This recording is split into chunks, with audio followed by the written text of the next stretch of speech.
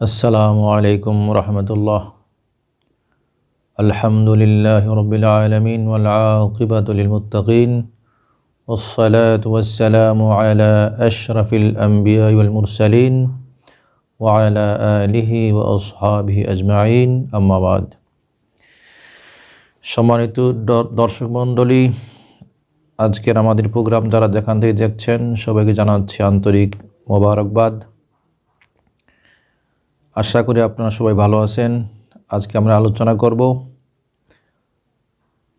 এই জমিনের সর্বপ্রথম যে ঘর, যাকে বাইতুল্লাহ বলা হয়, সেই ঘরটি এ পর্যন্ত কতবার নির্মাণ বা পুনর্নির্মাণ হয়েছে সে সম্পর্কে আমরা আজকে জানব।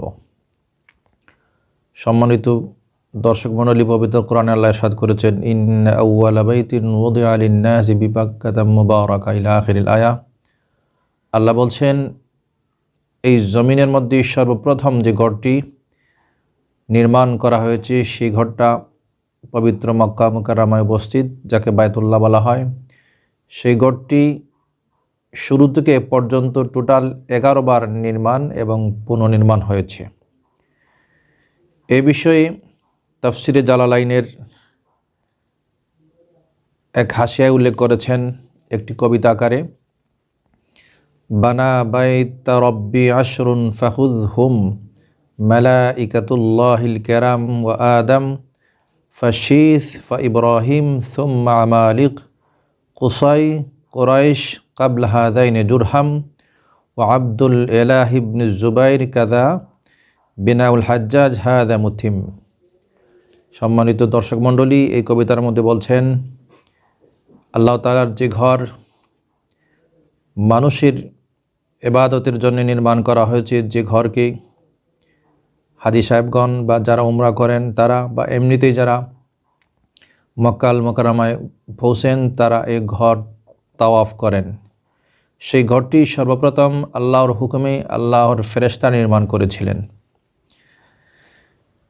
এই ঘরটি ঠিক বায়তুল মামুরের নিচে অবস্থিত। বায়তুল মামুর হচ্ছে আকাশে নির্মিত একটি ঘর, আল্লাহ তাআলার ইবাদতের জন্য নির্মাণ করা হয়েছে। সেই ঘরটি ফেরেশতারা সবসময় তওয়াফ করতে থাকেন। প্রতিদিন 70,000 ফেরেশতা সেই ঘর তওয়াফ করেন, সেই ঘরে আল্লাহর বন্দেগী করেন।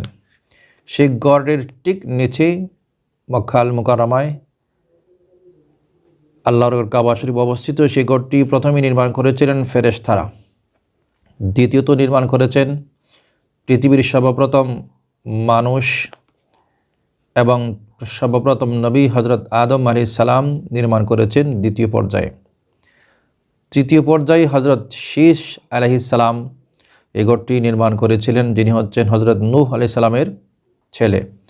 নূহ আলাইহিস সালামের জামানায় মহা একটি প্লাবন হয়েছিল, সেই প্লাবনে ঘরটি বিধ্বস্ত হয়েছিল। সে কারণে তার ছেলে হযরত শীস আলাইহিস সালাম, তিনিও নবী, কিন্তু তিনি ঘরটিকেই নির্মাণ করেন। তারপরে হযরত ইব্রাহিম আলাইহিস সালাম এই ঘরটিকে তার ছেলে হযরত ইসমাইলকে সাথে নিয়ে নির্মাণ করেছেন। তারপরে আমালিক সম্প্রদায় এই ঘরটি নির্মাণ করেন। তারপরে কুসাই হচ্ছেন মহানবী সাল্লাল্লাহু আলাইহি ওয়াসাল্লামের ঊর্ধ্বতন পূর্বপুরুষ। তারপরে করেছেন কুরাইশ, এবং এ দুই সম্প্রদায়ের বা এই দুইজনের আগে করেছেন জুরহাম। তারপরে করেছেন হযরত আব্দুল্লাহ ইবনে জুবাইর রাদিয়াল্লাহু তাআলা আনহু। ইনি হচ্ছেন আল্লাহ রসুলের প্রিয়তম সাহাবী। ইনি আল্লাহ রসুলের ইন্তেকালের পরেই করেছেন।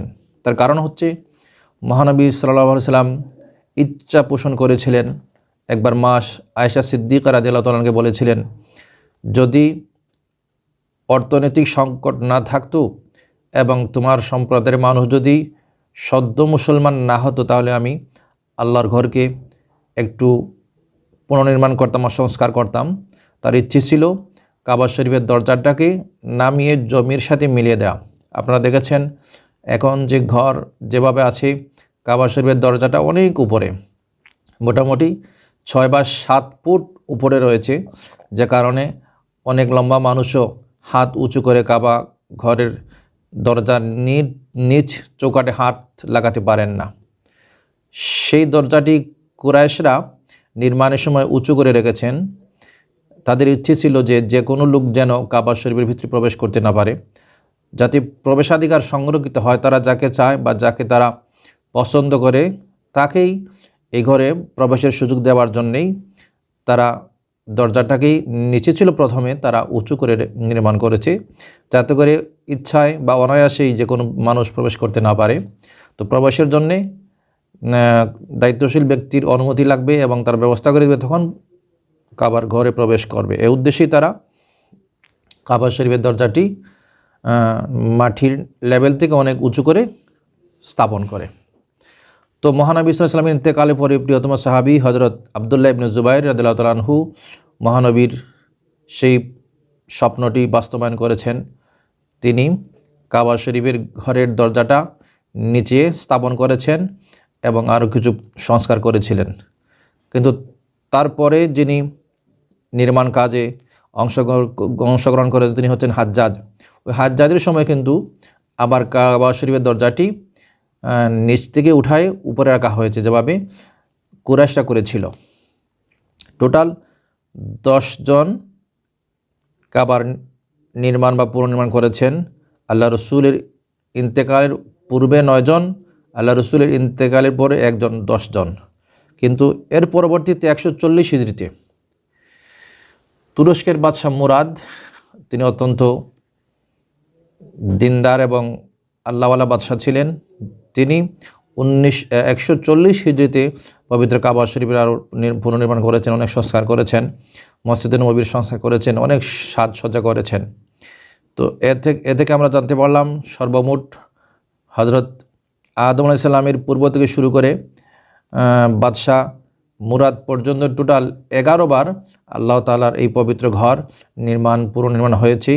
আজ যে অবস্থায় আছে সে অবস্থাটাই হজরত মুরাদ তুরস্কের বাদশার পক্ষ থেকেই নির্মিত এবং সংস্কারকৃত। এরপরে আর কখনো সংস্কার করা হয় নাই বা পুনর্নির্মাণ করা হয় নাই, অদ্যাবধি এখনও সেই অবস্থায় আছে। তবে বৎসরে একবার কাবা শরীফের গায়ে যে চাদরটি লাগানো আছে সেই চাদরটি চেঞ্জ করা হয়।